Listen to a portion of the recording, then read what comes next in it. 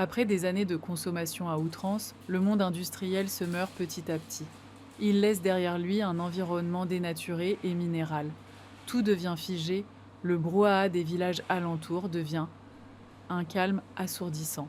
Ces sites industriels sont rapidement dégradés, répandant des quantités de produits chimiques dans les sols déjà pollués. La nature a du mal à reprendre le dessus. Dans les années 1970, les premiers avertissements sur la surconsommation apparaissent. Les scientifiques savaient que notre système allait droit au mur.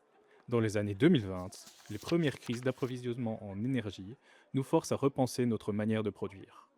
Malheureusement, nos dirigeants n'ont pas choisi la voie de l'autosuffisance, ce qui nous a conduit à la date fatidique de 2050.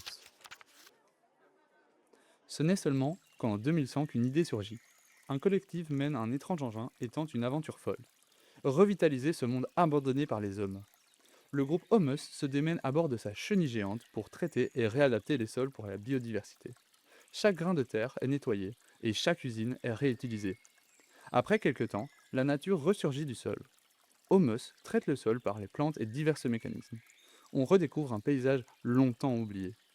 Les couleurs ternes du béton sont remplacées par une végétation luxuriante. Cet insecte mécanique retravaille la terre et lui redonne une seconde vie. La plante joue un élément central au cœur même de ce projet.